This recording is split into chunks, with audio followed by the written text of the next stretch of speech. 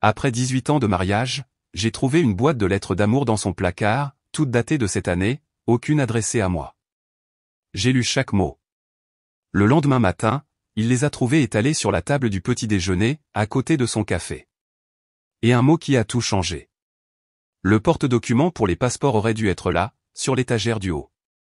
Christophe gardait toujours nos documents importants dans le même porte-documents en cuir bordeaux, acte de naissance, livret de famille, carte de sécurité sociale, et ces 2 passeports bleu marine que nous avions utilisés pour notre voyage d'anniversaire en Italie il y a 3 ans.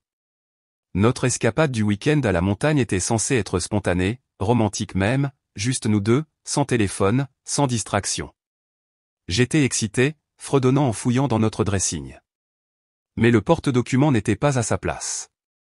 J'ai écarté les manteaux d'hiver de Christophe, celui en laine épaisse que je lui avais acheté Noël dernier, sentant encore faiblement son eau de Cologne. Derrière le tissu épais, mes doigts ont effleuré quelque chose d'inattendu, du bois lisse et poli. Une boîte que je n'avais jamais vue auparavant, de la taille approximative d'une boîte à chaussures, mais fabriquée dans ce qui ressemblait à du merisier, avec de délicates charnières en laiton qui captaient la lumière du plafonnier. Mon cœur a commencé à s'emballer, bien que je ne puisse pas expliquer pourquoi. Quelque chose dans la façon dont elle était cachée, délibérément dissimulée derrière les manteaux où je n'aurais jamais pensé à regarder, m'a glacé le sang. Son poids m'a surprise lorsque je l'ai sortie, plus lourde que prévu, substantielle. Mes mains tremblaient légèrement alors que je la portais jusqu'à notre lit, ce lit king size que nous avions choisi ensemble lorsque nous avions emménagé dans cette maison il y a 12 ans. Le couvercle s'est ouvert avec un léger grincement. Avant de continuer, je tiens à vous remercier de vous joindre à moi pour partager ces histoires profondément personnelles.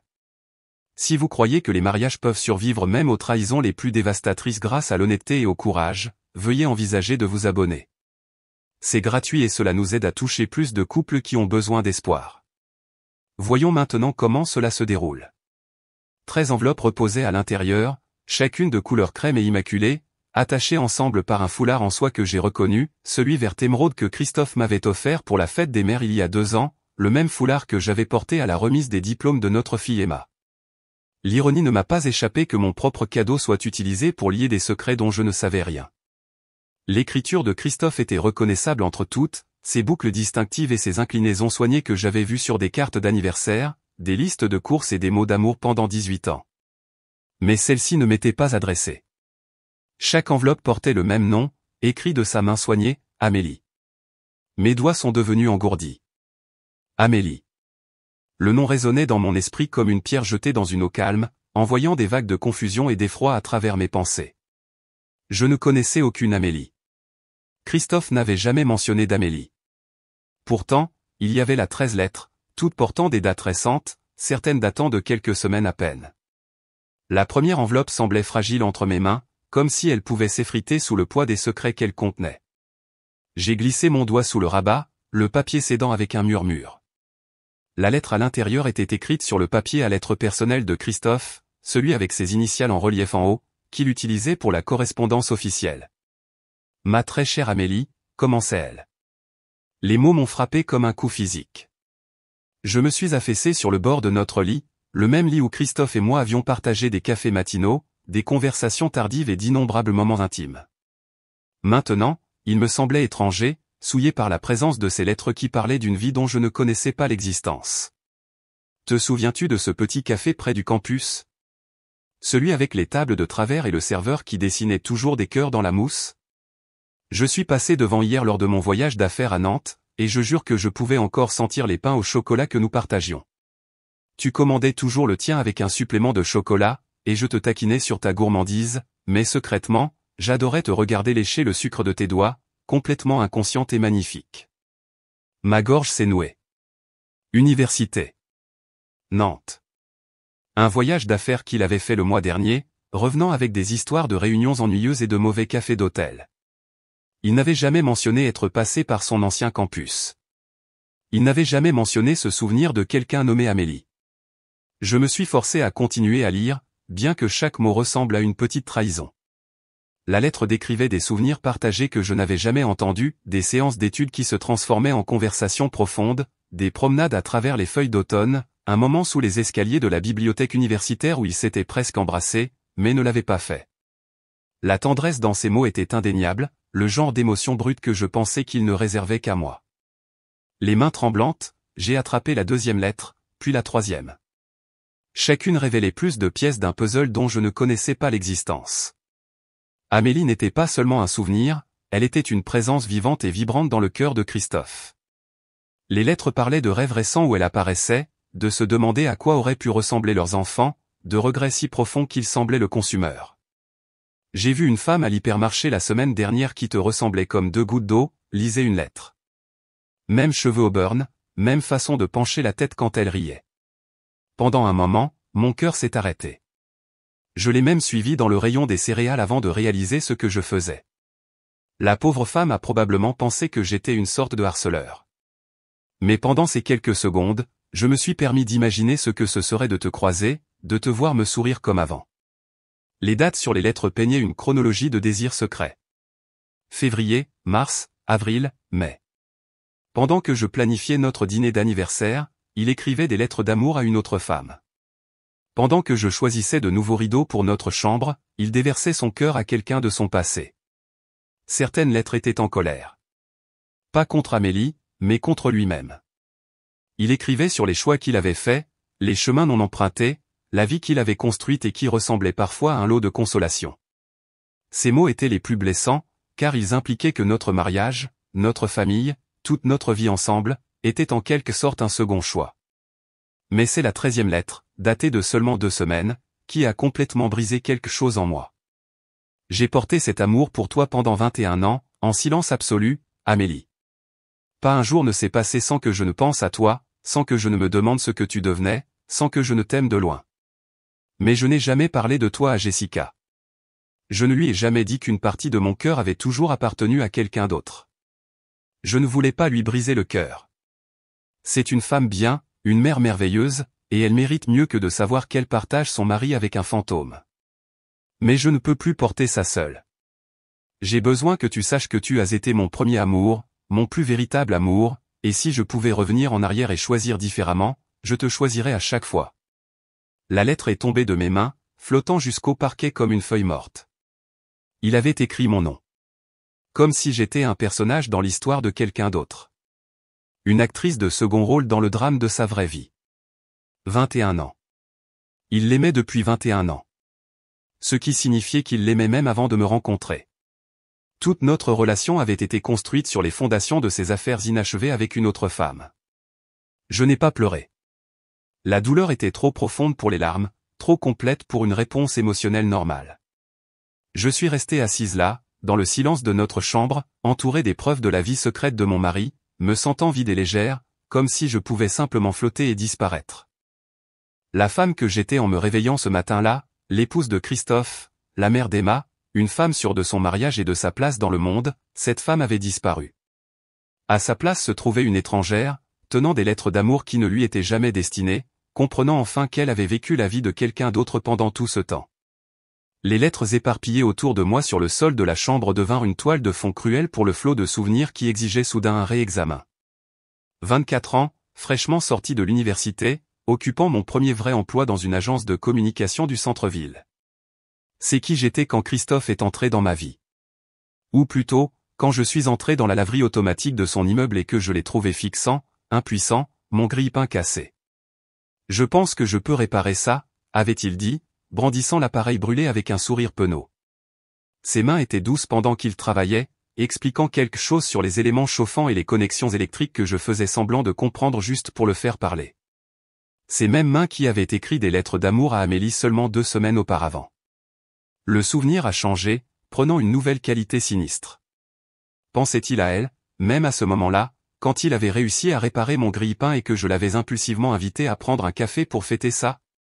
Une partie de son esprit était-elle ailleurs, comparant mon rire au sien, mon sourire à ce dont il se souvenait d'Amélie? Notre premier appartement. Ce minuscule studio avec le plafond en pente et le radiateur qui cognait toute la nuit. Nous avions poussé tous les meubles contre les murs un soir et dansé sur un vieux disque de jazz que j'avais trouvé dans une brocante. Pas de leçon de danse, pas de chorégraphie. Juste 2 personnes bougeant ensemble, pieds nus sur un parquet froid. Christophe m'avait fait tourner jusqu'à ce que je sois étourdi de rire, et quand la chanson s'est terminée, il m'avait serré contre lui et murmuré « Je pourrais faire ça pour toujours ». Mais le pensait-il vraiment? Ou pensait-il à danser avec quelqu'un d'autre? Quelqu'un aux cheveux auburn qui penchait la tête en riant? La demande en mariage. Mon Dieu, la demande en mariage. Nous rentrions d'un dîner quand le ciel s'est ouvert, une de ces soudaines tempêtes d'été qui apparaissent de nulle part. Au lieu de courir nous abriter, Christophe s'était arrêté là, sur le trottoir, la pluie trempant sa chemise, l'eau dégoulinant de ses cheveux. Il avait mis la main dans sa poche, et j'avais commencé à rire parce que je pensais qu'il allait chercher son téléphone pour appeler un taxi. Jessica, avait-il dit, et sa voix avait cette qualité que je n'avais jamais entendue auparavant, urgente, presque désespérée. Je ne peux pas attendre une seconde de plus. J'avais dit oui avant même qu'il ait fini de s'agenouiller, avant qu'il ait réussi à ouvrir la boîte à bagues avec ses doigts trempés par la pluie. Le diamant avait semblé incroyablement brillant contre la tempête grise, et j'avais pensé que c'était le moment le plus romantique de ma vie. Maintenant, je me demandais. L'urgence dans sa voix était-elle de l'amour ou de la culpabilité? Essayait-il de se convaincre autant qu'il me demandait en mariage? La naissance d'Emma. Notre fille, arrivée 3 semaines en avance, après 14 heures de travail qui m'avaient laissé épuisée et tremblante. Christophe m'avait tenu la main à chaque contraction, murmurant des encouragements, essuyant la sueur de mon front avec un linge humide. Quand Emma est enfin sortie, le visage rouge et hurlant, il avait pleuré plus fort que moi. Elle est parfaite, avait-il sangloté, embrassant mon front, mes joues, mes mains. Vous êtes toutes les deux parfaites. Je vous aime tellement. Mais lequel avait-il voulu dire? Amélie était-elle quelque part dans cette chambre d'hôpital avec nous? Une présence invisible partageant ce qui aurait dû être notre moment le plus intime? Les funérailles de mon père, 2 ans plus tard, m'ont frappé à nouveau comme un coup physique. Papa avait été malade pendant des mois, mais je m'étais convaincu qu'il se rétablirait. Quand l'appel est arrivé à 3 heures du matin, Christophe m'avait tenu pendant que je m'effondrais, ses bras forts et stables autour de mes épaules tremblantes. Il s'était occupé de tout, les arrangements funéraires, les fleurs, le flot incessant de plats cuisinés apportés par les voisins. Il avait écrit l'éloge funèbre de mon père quand je ne trouvais pas les mots, et il l'avait lu lors de la cérémonie parce que ma voix n'arrêtait pas de se briser. Au cimetière, regardant la terre tomber sur le cercueil de mon père, je m'étais appuyé contre la chaleur de Christophe et je m'étais senti reconnaissante de sa présence inébranlable. Il avait été mon roc, mon ancre, la seule constante dans un monde qui me semblait soudain incertain et fragile. Mais une partie de lui souhaitait-elle qu'Amélie soit là pour le réconforter dans son propre chagrin de me voir souffrir? Les signes avaient été là, n'est-ce pas? Ces moments où nous parlions de nos années d'université et où ses yeux devenaient lointains, flous, comme s'il voyait quelque chose que je ne pouvais pas voir. J'avais supposé qu'il se souvenait de séances d'études tardives ou de fêtes de week-end. Une nostalgie normale pour une époque où la vie était plus simple. Tu te demandes parfois ce qui se serait passé si nous avions fait des choix différents à l'époque, avait-il demandé une fois, de nulle part, alors que nous regardions Emma jouer dans notre bac à sable dans le jardin. Quel genre de choix différents, avais-je demandé, sincèrement curieuse. Il était resté silencieux si longtemps que j'avais pensé qu'il ne m'avait pas entendu. Puis, rien de spécifique. Tu sais comment c'est. Se demander ce qu'il en est des chemins non empruntés. J'avais ri, j'avais fait une blague sur le fait que le chemin que nous avions emprunté nous avait mené à Emma, à cette maison et aux crêpes du dimanche matin, donc clairement nous avions bien choisi. Il avait souri et m'avait embrassé la tempe, mais quelque chose dans son expression était resté distant, presque mélancolique. Maintenant, je comprenais. Il ne pensait pas à des choix abstraits ou à des questions philosophiques. Il pensait à Amélie. La station de radio rétro dans la voiture passait parfois des chansons de la fin des années 90, début des années 2000. La musique de nos années d'université.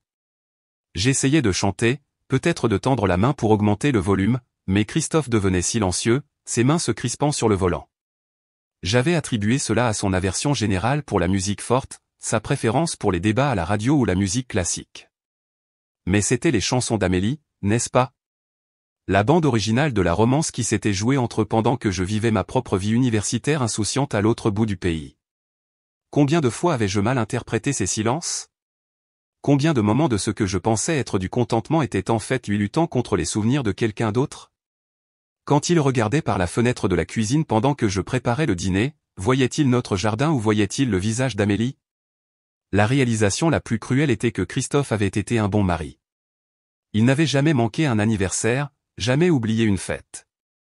Il m'avait apporté des fleurs tous les vendredis pendant les 5 premières années de notre mariage, juste parce que.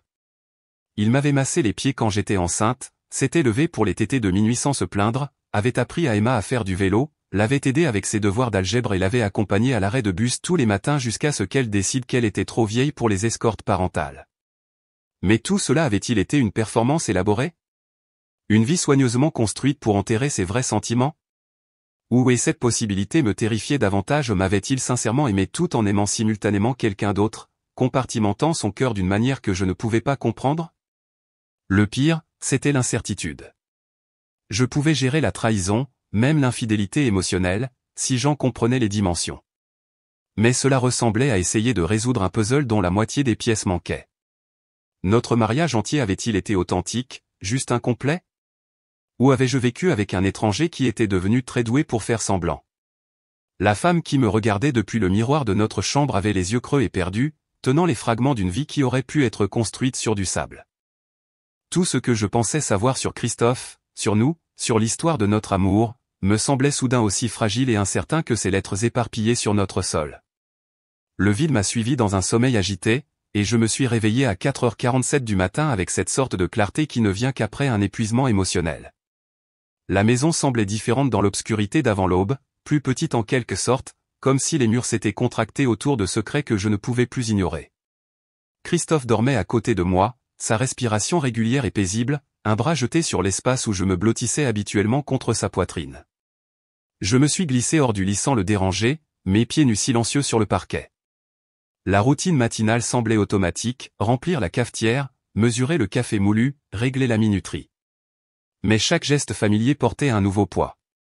C'était la même cuisine où nous avions partagé des milliers de petits déjeuners, où Emma avait mangé sa première nourriture solide, où Christophe m'avait surprise avec un gâteau d'anniversaire à minuit 3 années de suite. Les 13 lettres reposaient exactement là où je les avais laissées, sur notre lit, éparpillées comme des feuilles mortes.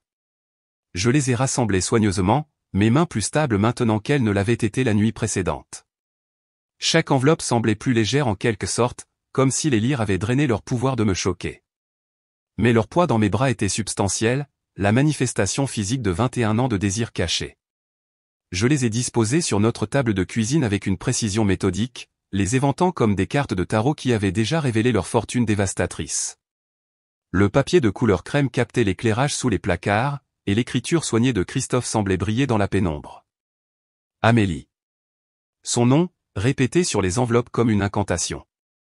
La cafetière gargouilla, remplissant le silence de son rythme familier. J'ai sorti la tasse préférée de Christophe du placard, celle bleu marine qu'Emma avait faite dans son cours de céramique au lycée, légèrement de travers mais fonctionnelle, avec « meilleur papa du monde », peint de son écriture adolescente soignée. L'ironie ne m'a pas échappé que je servais ce qui pourrait être notre dernier café matinal normal dans une tasse qui célébrait son rôle de père, alors que je luttais avec son échec en tant que mari.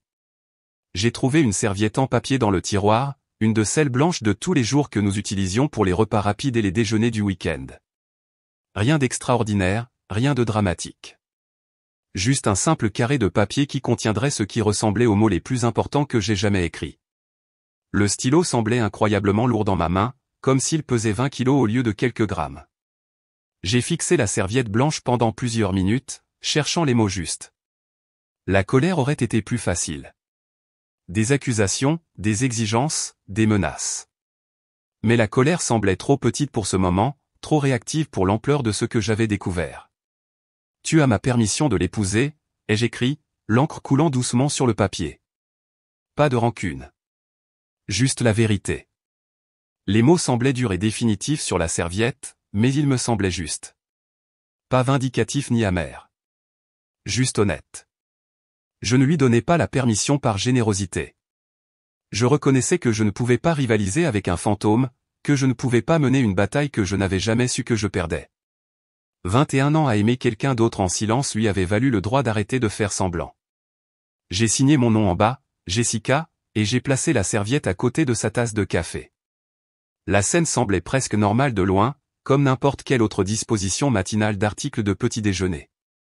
Seules les lettres étalées sur la table révélaient la vérité de ce qui se passait. Le sac de voyage s'est fait rapidement. Des vêtements de rechange, des articles de toilette, mon chargeur de téléphone. J'ai évité de regarder les photos encadrées sur notre commode, les souvenirs de vacances, les petites accumulations d'une vie partagée qui me semblaient maintenant des pièces de musée du mariage de quelqu'un d'autre. La porte d'Emma était encore fermée quand je suis passé devant sa chambre, mais je pouvais entendre son réveil sonner, cette chanson pop ennuyeuse qu'elle avait choisie spécifiquement parce qu'elle était impossible à ignorer. J'ai frappé doucement et je suis entré sans attendre de réponse. Elle était déjà assise dans son lit, ses cheveux noirs ébouriffés par le sommeil, ressemblant tellement à Christophe que ma poitrine s'est serrée. « Maman, tu es levée tôt. Je dois aller passer un jour ou deux chez tante Marie, ai-je dit en m'asseyant sur le bord de son lit. Ne t'inquiète pas pour ça, juste des trucs d'adulte que je dois régler. Le radar d'Emma, âgée de 17 ans, pour les drames parentaux s'est immédiatement activé. Est-ce que tout va bien entre toi et papa? J'ai tendu la main et j'ai lissé ses cheveux en arrière de son front, le même geste que j'utilisais pour la réconforter depuis qu'elle était petite. Nous allons bien. J'ai juste besoin d'espace pour réfléchir à certaines choses. Sois sage, d'accord? Et si tu as besoin de quoi que ce soit, appelle-moi. Elle a hoché la tête, mais je pouvais voir les questions dans ses yeux, l'inquiétude qui venait du fait d'être assez âgée pour sentir que quelque chose n'allait vraiment pas, mais assez jeune pour se sentir impuissante à y remédier. Je l'ai serrée dans mes bras plus longtemps que d'habitude, respirant l'odeur familière de son shampoing, essayant de mémoriser le sentiment d'être nécessaire à quelqu'un qui m'aimait sans condition ni complication. Le trajet jusqu'à la maison de Marie a duré 15 minutes à travers des rues de banlieue vides. Le soleil commençait à peine à se lever, peignant le ciel de pastel doux qui semblait trop beau pour un matin aussi dévastateur. Je me suis garé dans son allée et je suis resté assise un moment, fixant la maison où ma sœur avait construit sa propre version du bonheur domestique, différente de la mienne, mais tout aussi réelle, tout aussi fragile. Marie a ouvert la porte avant que je puisse frapper, comme si elle m'attendait. Elle était déjà habillée malgré l'heure matinale, ses cheveux grisonnants tirés en une queue de cheval pratique, ses yeux vifs d'inquiétude. « Café ?» a-t-elle demandé en s'écartant pour me laisser entrer. « Je viens d'en faire pour Christophe », ai-je dit, puis j'ai senti l'ironie amère de ses mots. Le café que j'avais fait pour accompagner sa découverte de ma note, sa prise de conscience que je savais pour Amélie, sa reconnaissance que notre mariage venait de basculer en territoire inconnu. Marie a hoché la tête et a disparu dans sa cuisine, revenant avec une tasse de thé fumante à la place. Earl Grey avec une tranche de citron. Exactement comme elle me le préparait à chaque crise depuis que nous étions enfants. Elle l'a posé sur la table basse à côté de son canapé et s'est installée dans le fauteuil d'en face, attendant. C'est qui Marie avait toujours été. La sœur qui n'avait pas besoin d'explication, qui créait un espace pour que tout ce qui devait arriver arrive. Elle s'était assise avec moi comme ça quand j'avais raté mon permis de conduire, quand mon petit ami de l'université m'avait quitté, quand j'avais lutté contre la dépression postpartum après la naissance d'Emma. Ne poussant jamais, n'exigeant jamais de détails. Juste présente, stable et inébranlable. J'ai passé la matinée à regarder les photographies qui couvraient sa cheminée. Des photos de famille s'étalant sur des décennies, dont plusieurs de Christophe et moi à des époques plus heureuses, le jour de notre mariage, le baptême d'Emma, le matin de Noël dernier avec tout le monde rassemblé autour du sapin de Marie. Sur une photo de notre lune de miel en Grèce, Christophe et moi rions de quelque chose hors champ, nos visages rayonnant de ce genre de joie qui me semblait presque étrangère maintenant. Je me suis levé et je me suis approché de ce cadre particulier, étudiant nos jeunes nous. Amélie était-elle dans ses pensées, même à ce moment-là, pendant notre lune de miel, alors que nous découvrions les ruines antiques de Santorin et faisions l'amour dans notre chambre d'hôtel surplombant la mer Égée? La question ressemblait à un poids physique dans ma poitrine. Sans réfléchir, j'ai tendu la main et j'ai retourné le cadre face contre la cheminée. Le petit geste me sembla à la fois mesquin et nécessaire. Une petite rébellion contre la femme que j'étais, celle qui avait cru aux contes de fées, aux promesses éternelles et à l'illusion que l'amour était simple, pur et inconditionnel. Marie regardait depuis son fauteuil mais ne dit rien, et je l'aimais pour ce silence, pour avoir compris que certains moments nécessitaient un témoin plutôt qu'un commentaire. L'après-midi s'étira sans fin chez Marie, chaque heure marquée par le tic-tac régulier de son horloge de grand-père et le murmure occasionnel des voisins vaquant à leurs occupations ordinaires. Je me suis surprise à vérifier mon téléphone de manière obsessionnelle, bien que je ne sois pas sûr de ce que j'attendais. Un appel en colère? Des messages vocaux désespérés? Un silence radio? L'incertitude me semblait pire que n'importe quelle réponse spécifique. À 18h47, mon téléphone a vibré. Le message était plus court que je ne l'avais prévu, dépourvu des explications élaborées ou des excuses frénétiques que j'avais imaginées. Juste 17 mots qui parvenaient en quelque sorte à tout reconnaître et rien à la fois. L'amour qui n'a jamais vécu n'est pas de l'amour, c'est du désir. Et tu n'as jamais été un second choix. Je l'ai lu 3 fois, puis je l'ai montré à Marie sans explication. Elle a ajusté ses lunettes de lecture, a étudié l'écran et me l'a rendu avec un léger signe de tête qui aurait pu signifier n'importe quoi. Il vient, ai-je dit, bien que Christophe n'ait pas mentionné cela dans son texto. Quelque chose dans le ton, le choix prudent des mots, me disait qu'il ne laisserait pas les choses en suspens dans l'espace numérique. C'était le genre d'homme qui avait besoin de voir les visages, de jauger les réactions, de terminer les conversations difficiles en personne.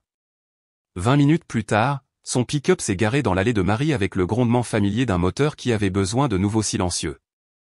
J'ai regardé derrière les rideaux de son salon alors qu'il restait assis dans la cabine pendant plusieurs minutes, les mains agrippant toujours le volant, fixant la maison comme si elle pouvait contenir des réponses qu'il n'était pas sûr de vouloir entendre. Quand il a finalement frappé, Marie a ouvert la porte avec la même efficacité calme qu'elle avait montrée toute la journée.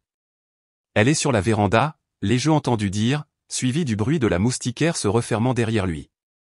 La balancelle de la véranda était l'ajout de Marie lorsqu'elle avait acheté cette maison il y a 15 ans, un large siège en bois avec des coussins bleus délavés qui avaient résisté à d'innombrables saisons et réunions de famille. Christophe s'en approcha avec hésitation, comme s'il n'était pas sûr d'être le bienvenu pour s'asseoir à côté de moi. « Salut » demanda-t-il en désignant l'espace vide. J'ai hoché la tête, ne faisant pas encore confiance à ma voix. La balancelle grinça sous son poids, un son que j'avais entendu des dizaines de fois lors de barbecues familiaux et de visites de vacances, mais ce soir, il semblait chargé de signification. Nous sommes restés assis en silence pendant plusieurs minutes, regardant le soleil se coucher derrière le chêne du voisin de Marie, peignant le ciel de nuances d'orange et de rose qui semblaient inappropriées pour un moment aussi lourd.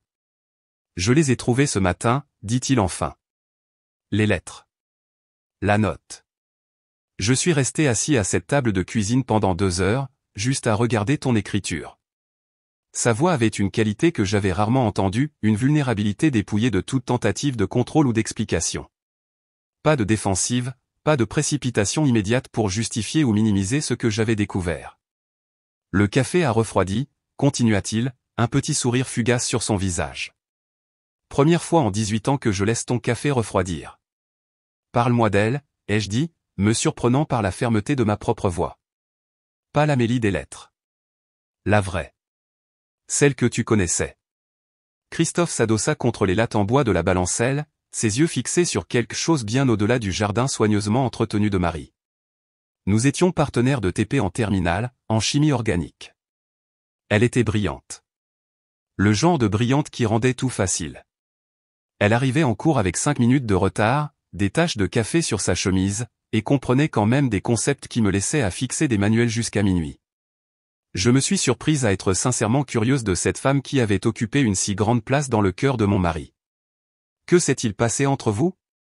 Rien. Tout. Nous avons passé tout ce semestre dans des groupes d'études, à traverser le campus après des séances tardives à la bibliothèque, à parler de tout sauf de ce qui se passait entre nous. Il y a eu ce moment, la semaine avant la remise des diplômes, devant le bâtiment de chimie. Nous nous dirigions tous les deux vers nos voitures, et elle s'est arrêtée de marcher et s'est retournée pour me regarder. Ses mains tripotaient le bord de sa veste, une habitude nerveuse que j'avais remarquée d'innombrables fois au fil des ans, mais que je n'avais jamais reliée à quoi que ce soit de spécifique.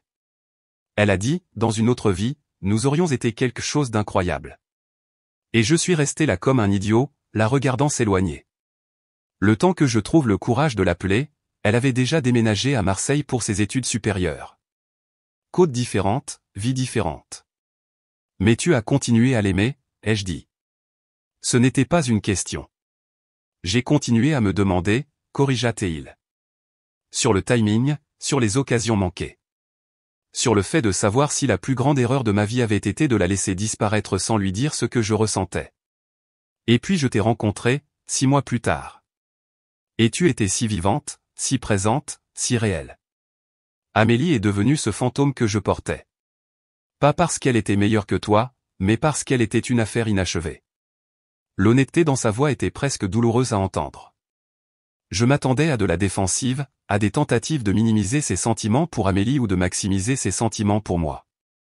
Au lieu de cela, il offrait quelque chose de beaucoup plus complexe et difficile à traiter. Ces lettres, ai-je dit. Étaient-elles, avais-tu l'intention de les envoyer? Christophe secoua la tête. C'était une thérapie. Ma propre façon pathétique d'essayer de la mettre enfin au repos. Je pensais que si je pouvais écrire tout ce que je n'avais jamais dit, peut-être que je pourrais arrêter de le porter. Le plan était de les brûler une fois que j'aurais tout sorti. Mais tu les as gardés à la place. Je les ai gardés parce que les brûler, c'était comme effacer la seule preuve que ces sentiments avaient été réels. Et je n'étais pas prêt à renoncer à être l'homme qui avait aimé 2 femmes, même si l'une d'elles ne l'avait jamais su. La question que j'avais évitée toute la journée s'est finalement imposée. Ai-je jamais été suffisante? Il s'est tourné pour me faire face complètement pour la première fois depuis qu'il s'était assis, et j'ai vu des larmes monter dans ses yeux. Pas le genre dramatique qui accompagne les grandes excuses, mais le genre silencieux qui vient avec un chagrin sincère. Tu étais tout, dit-il, la voix légèrement brisée. Tu étais le café du matin, les fièvres de minuit et les premiers pas d'Emma. Tu étais la vraie vie, le vrai amour, le vrai partenariat.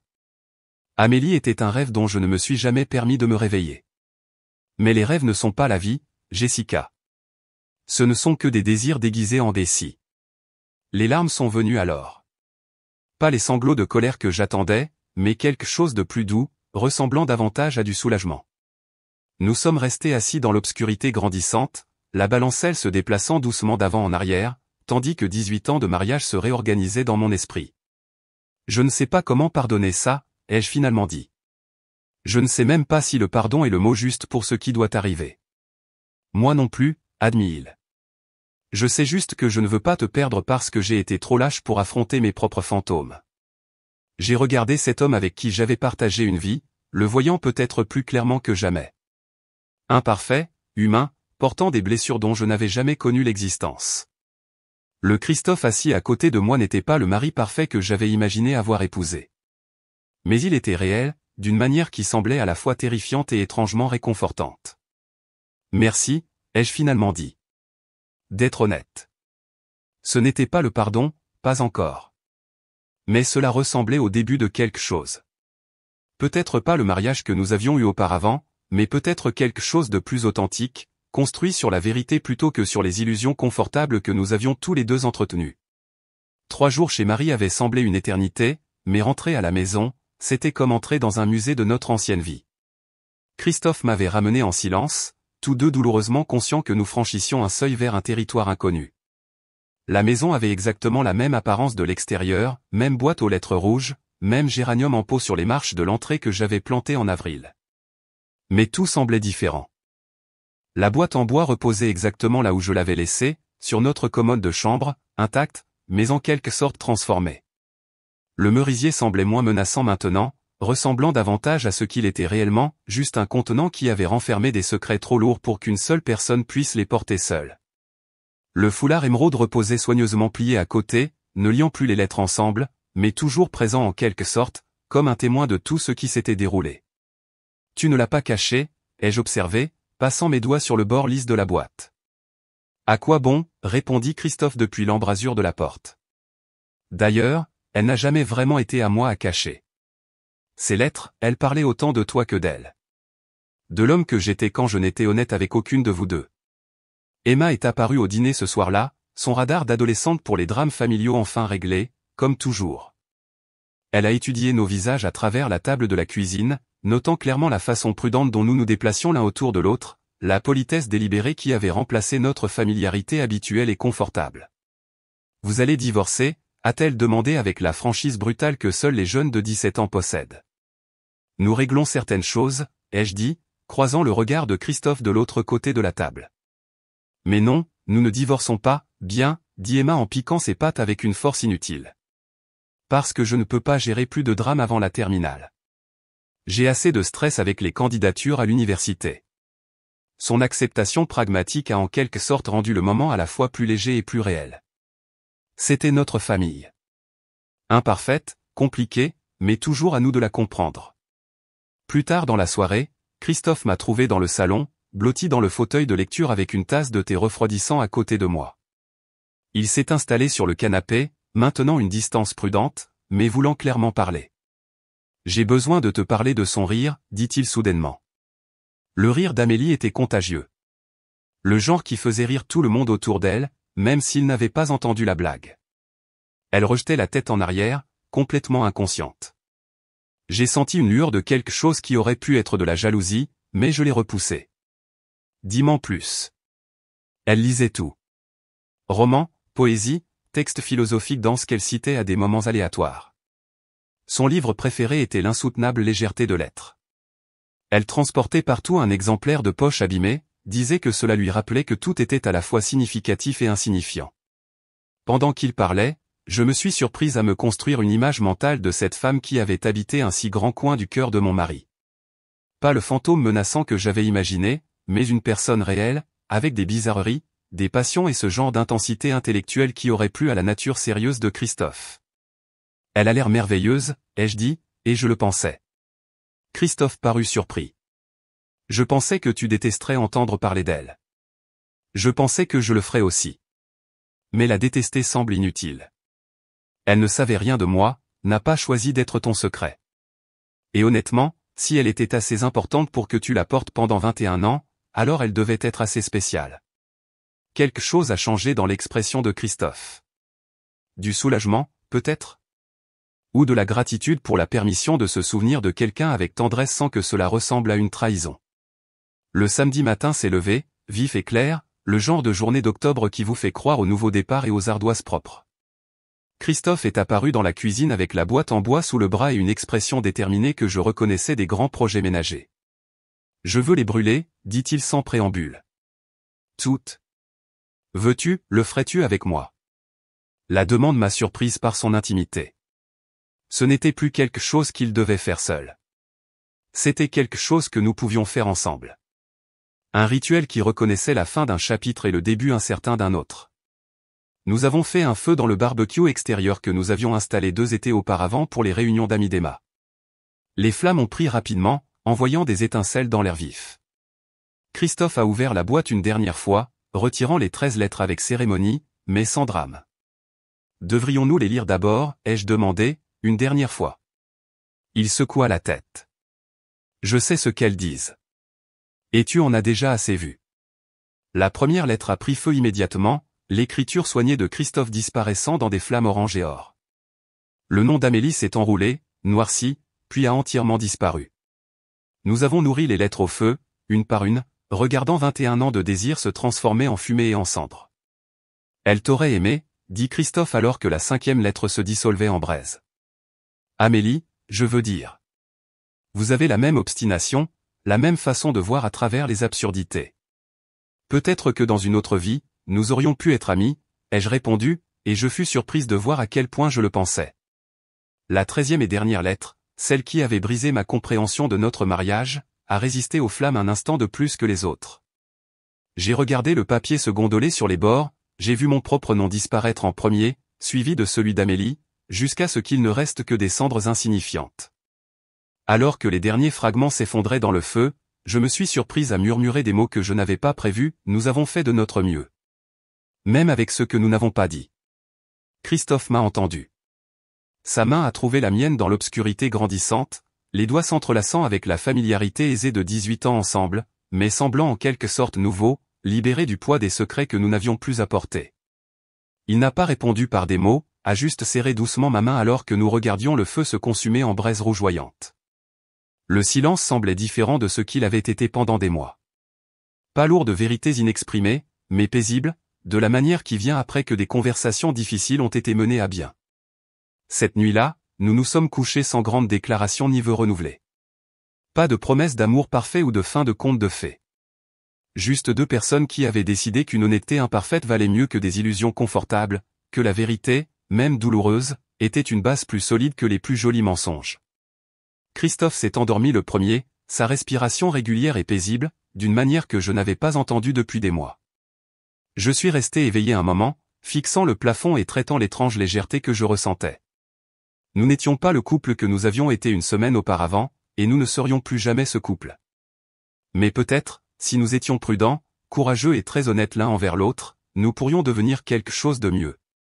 Quelque chose d'assez réel pour durer, construit sur ce que nous étions réellement, au lieu de ce que nous avions prétendu être. La boîte en bois reposait, vide, sur la commode. Ne cachant plus rien. Attendant juste d'être remplie de ce qui viendrait ensuite. La boîte en bois vide devint une boussole inattendue pour notre nouveau départ. Dans les semaines qui suivirent la cérémonie du feu, Christophe et moi nous déplacions l'un autour de l'autre avec l'attention prudente de personnes apprenant à danser ensemble pour la première fois. Non pas l'urgence passionnée des jeunes mariés, mais quelque chose de plus délibéré, le choix conscient de construire l'intimité à partir de l'honnêteté plutôt que de l'habitude. Notre premier nouveau rituel est apparu organiquement, un mardi soir où aucun de nous n'avait envie de manger seul. Christophe est apparu dans l'embrasure de la cuisine alors que je contemplais le contenu de notre réfrigérateur, tous deux naviguant encore dans l'étrange politesse qui avait remplacé notre familiarité aisée. « Tu veux cuisiner quelque chose ensemble ?» demanda-t-il, sa voix portant la qualité hésitante de quelqu'un testant un terrain incertain. Nous nous sommes décidés pour des pâtes. Assez simples à gérer sans coordination élaborée, assez complexes pour nécessiter une réelle collaboration. J'ai haché les légumes pendant qu'il préparait la sauce, nos mouvements créant une chorégraphie prudente l'un autour de l'autre. Quand nos mains se sont effleurées en attrapant la même cuillère en bois, aucun de nous ne s'est retiré immédiatement. Petit progrès, mais progrès quand même. Emma a appelé. Christophe a mentionné qu'il remuait les tomates qui mijotaient. Elle veut savoir si nous agissons à nouveau normalement pour son anniversaire le mois prochain. Qu'est-ce que tu lui as dit? Que nous travaillons sur une nouvelle version de la normale. Une qui pourrait en fait être meilleure que l'ancienne.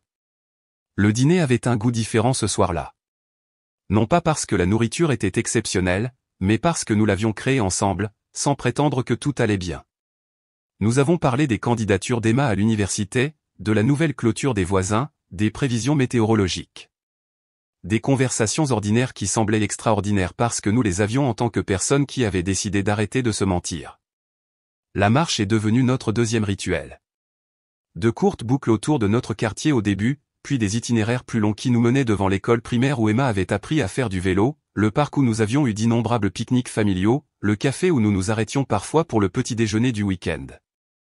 Ces promenades ressemblaient à la reconquête d'un territoire familier, à la contemplation de notre paysage partagé avec des yeux qui n'étaient plus obscurcis par des secrets. Je me demandais parfois si tu étais heureuse, a dit Christophe lors d'une de ces promenades, 3 semaines après avoir brûlé les lettres. Vraiment heureuse.